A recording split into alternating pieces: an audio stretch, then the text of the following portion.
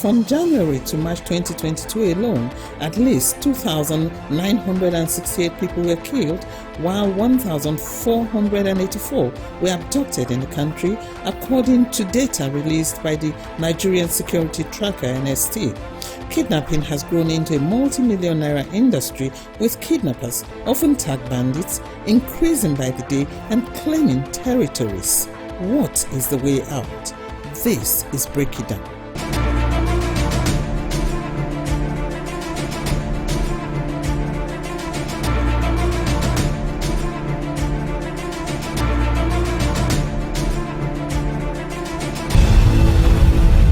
Hello and welcome to Break It Down, where we make matters of policy, societal issues, governance and development easily understood by all. Today my guest is Navy Commodore Manu Yagdad, retired. He is former military police of the Nigerian Navy, Chairman, Foundation for Civilian Peace in Nigeria. You're welcome, sir. It's my pleasure to be with you. We hear kidnapping, banditry, insurgency. For the purposes of our viewers out there who want to understand this very well, what is the difference? What is the interrelationship between them, and what are the differences between bandits, insurgents, and kidnappers? Thank you very much. When we talk about kidnappers, these are a group of criminals that go about kidnapping people for ransom. That's major aim, for ransom. But when we talk about bandits or banditry, these are a group of criminals that normally go in groups. They cause havoc, they kill people, not necessarily they're involved into adopting people, they don't. When we talk about bandits, they move to go and cause havoc. Now coming to insurgency. Insurgency is just like a group of people that come out with specific aim or objective to achieve. So sometimes you can term them terrorists. Like Boko Haram, for instance, we call it either you use the word terrorist and insurgency intermingled. Sometimes you use insurgent, sometimes you use terrorist. So they come out with objective. Say, okay, this is our objective, this is what we want to achieve. But banditry, they don't have anything to achieve. Kidnapping is more or less of a commercial venture. So these are the differences between these three criminal elements. Yes, but what we see now is that banditry and kidnapping are going hand in hand. So yeah, banditry and kidnapping are going hand in hand in Nigerian Nigerian situation. For example, initially, what happened in North, starting from 2017 or thereabout, we had what is called farmer hazard clashes. Now it was through that farmer hazard clashes that changed into people that are starting wrestling cows. When they wrestle cows, they go with the cows, go and sell it. Thereafter, after the wrestling cows, they transform themselves into bandits. Today, most of these kidnappers, let me tell you something, they have their agents or their masters within ourselves, within the cities. Wow. Not all the money being paid to the kidnappers go to them direct. They have their bosses. So it's not a business. It's a very big business. And we are the one making the business to thrive. Let us try and refuse to pay. Yes, we refuse to pay, they will kill one or two people. But after killing one or two people, you make it unattractive because you know that even if they kidnap people, people will not pay money. But the rate at which Nigeria pay money for ransom is too alarming. It's actually alarming when they pick your person too. Of course. It's very alarming. See, you cannot, let me tell you something. You cannot go to farm. Say, okay, maybe you want to go out farming your maize or crops without cutting real plants. Well, how has this affected our economic growth, the country's economic growth? When the Arab Spring started, it led to the fall of Gaddafi. The fall of Gaddafi led to the fall of Malian government. The fall of Malian government led to the invitation of Al-Qaeda groups into that crisis. The invitation of Al-Qaeda group led to the invitation of Boko Haram into the unrest. Otherwise, Boko Haram, when it started, It would have come and gone just like any other insurgency. We had Mauritania in 1980 up to 1984. It came and went that way. Boko Haram would have come and gone just like any other of them. But it didn't go because it coincided with the Arab Spring. It was through this insurgency that criminals now tap into, because the initial aim of the insurgency in the northeast is for them to declare northern Nigeria as an independent Islamic state. That was their aim. That was why they are talking about our Western education is haram, because they want to establish northern Nigeria as an independent Islamic state. But along the line, criminals hijacked the whole thing. And when they hijack the whole thing, all the criminals what they want is let them get what they want to get out of it. And it becomes marketable. It was through that insurgency that this banditry came out. If you watch carefully, or if you look at carefully, most of the leaders of these bandits, they are associated with the insurgency in the northeast.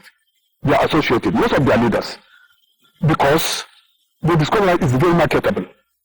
And then what was the initial issue of this cattle wrestling and banditry? Initially, they had the same aim. They wanted to raise funds for their so-called jihad.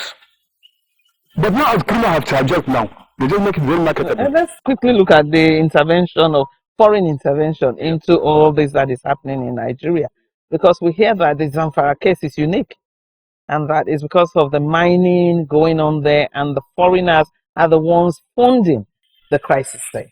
Okay, let me tell you something. One of the sources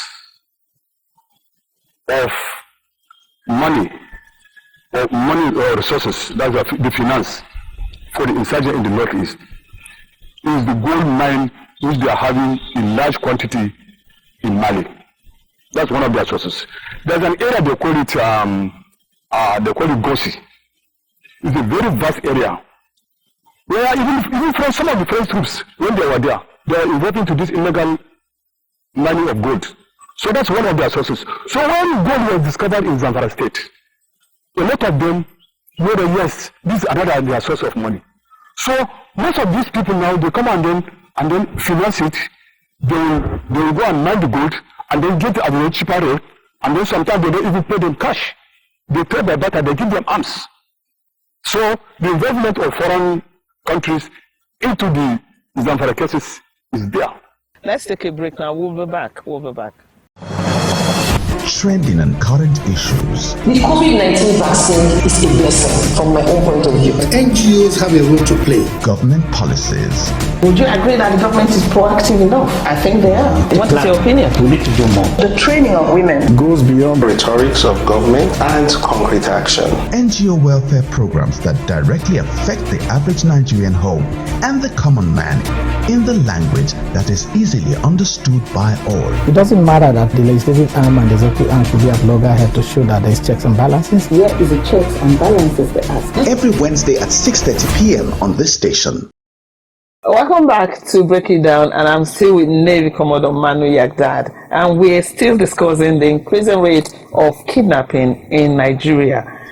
You were just talking about the foreign intervention. Yes. How can that be stopped? Well, is it possible? Because it seems it's worldwide. It is a very difficult thing because it involves international politics. When we talk about foreign intervention or foreign involvement into the insecurity in Nigeria, they are into so many folds. Number one, you'll be surprised that Nigeria as a country is being surrounded with Francophone countries. And each of these Francophone countries, as I'm telling you now, we have, for example, in Niger Republic, we have two drone bases. One in Yagdad, one is Niamey.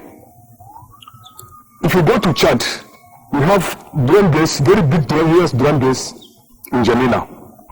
If you go to Cameroon, we have a drone base in Cameroon.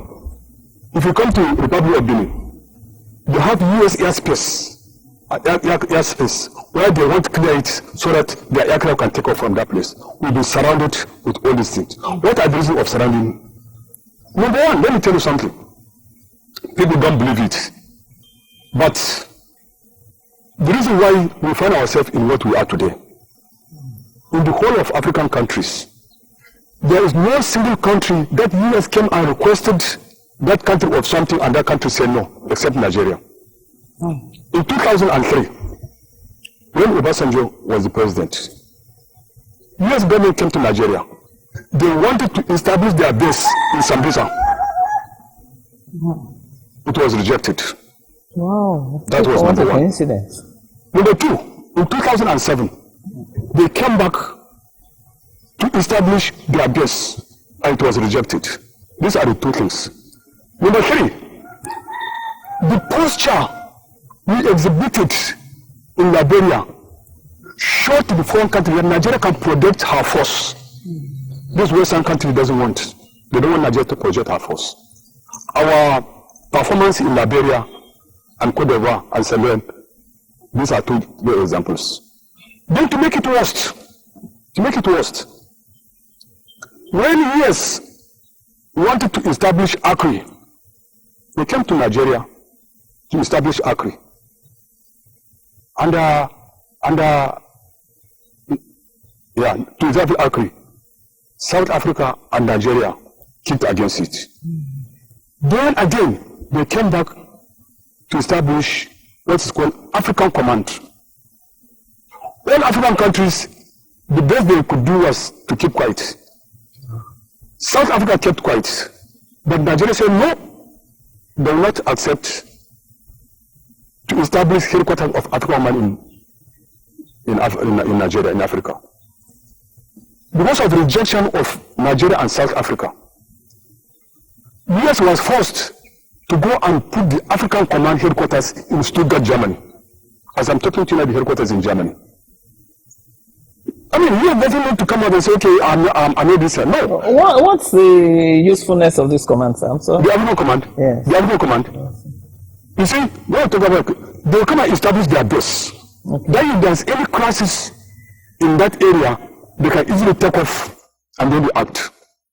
We have all the African Command, we have the European Command, we have the Eastern Command, we have the Pacific Command, we have so many commands. So they want to establish African Command, and we rejected it. Now, who is Nigeria to refuse years of all these things? Now, when this insurgent came,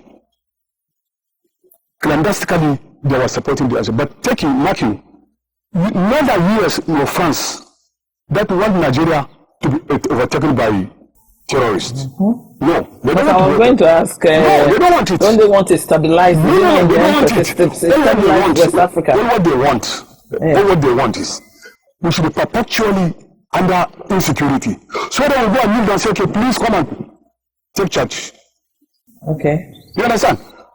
Well, coming to France, you know the carbon deposit in the northeast. We have vast carbon deposit in the northeast. Now, if there's peace in Nigeria, there is tendency that we can go and then exploit this carbon deposit in the Chad Basin. But if there's no peace, you can't do it. That's what is happening now. As I'm talking to you now, Niger is mining in that area. Chad, I'm not too sure. Nigeria cannot. Wow. Because most of the area is being occupied by insurgents. So what happens? Economically, they just want to press us down. We thought all this went with the colonial era. Of course. Like when Boko Haram, when they try to take over the northeast, if you watch carefully, they wanted to establish their headquarters in Goza. And Goza, you remember that area that was under the German control before the World War. Those are the areas. If you see that strip, those are the strip that they wanted to make it as the headquarters of this. So politically, we discover that international connection, international crisis is there. There's nothing we can do about it. So what do we have the capability now of quelling the banditry without their intervention? Banditry, insurgency, kidnapping. Do our military forces or does our government have the capability Let me tell you something. When it comes to this insecurity in Nigeria, I'm not trying to run the government down. But from all indications, the political will is not there. Because people always complain that there is intelligent failure, intelligent this and that. There's nothing like intelligent failure in Nigeria. Because anything that happens, most of these things that happens, authorities are aware of it. Our problem is the reaction. We don't react. We are always reactive. When people react, then we come and react to the action.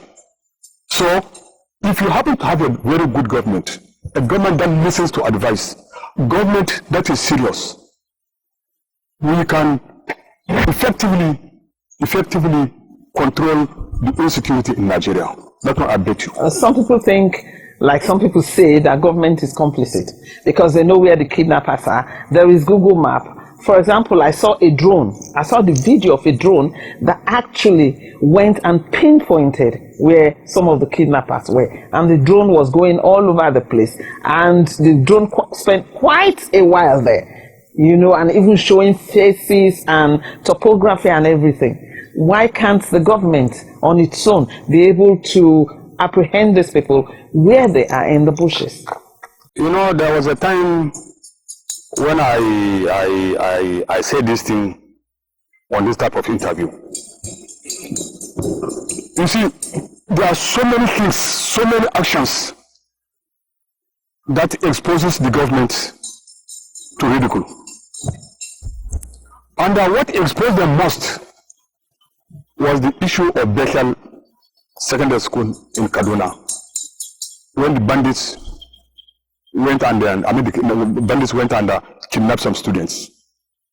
They left with the students into the bush. Not quite 2 weeks, the same bandits came out and said, look, if you want your children to survive, you people must go and buy foodstuff, Maggi, palm oil on this and that, and bring it to us so that we go and cook food for the children. And the church came out. They bought all these items, came and kept it for the bandits. They came and carried this in and they took it and started cooking food. For Christ's sake, can a serious government allow that to happen without knowing the position of these people? What happened? They came and carried this and went. Today, if you are arrested, if you are kidnapped, your parents, your relation, all this, they will just carry money, go and say, okay, bring the money in so and so place. And you go there, go and keep the money without government acting.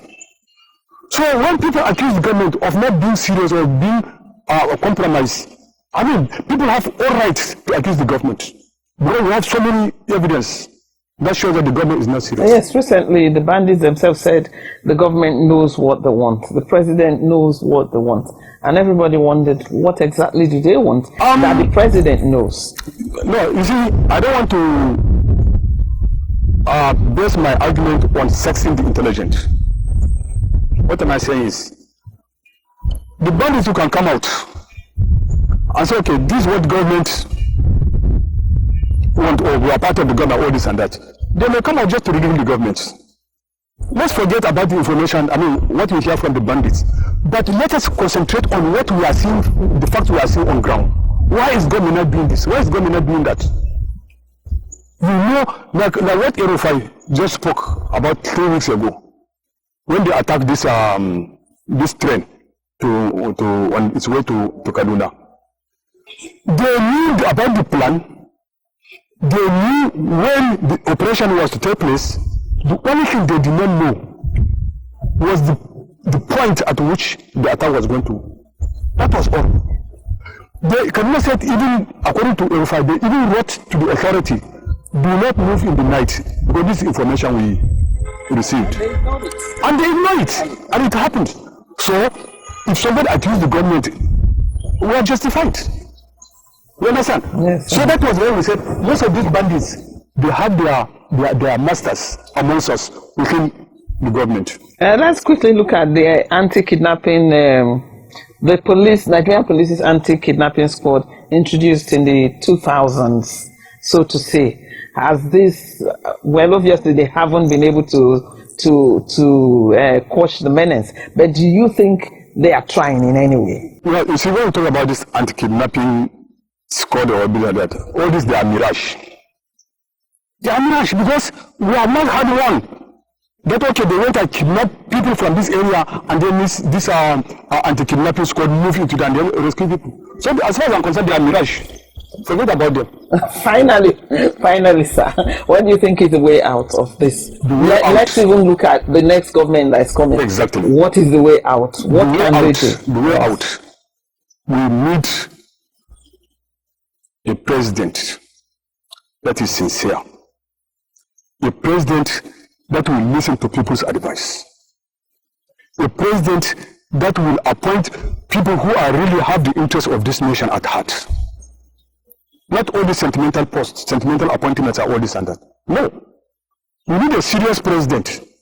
Once we have a serious president, let me tell you, just like what Ojukwu said, Nigerians say we are acquiesces. What's acquiesces? When wind blows, we blow through that side.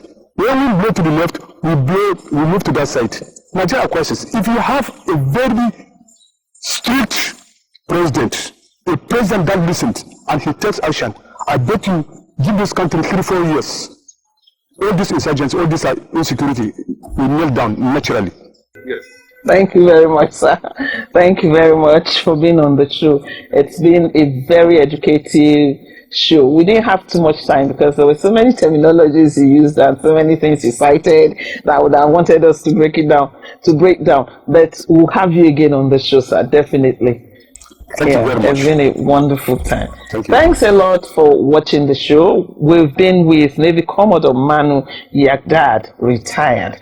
He is former military police of the Nigerian Navy and chairman, Foundation for Civilian Peace in Nigeria. We'll be back same time next week. This is Break It Down.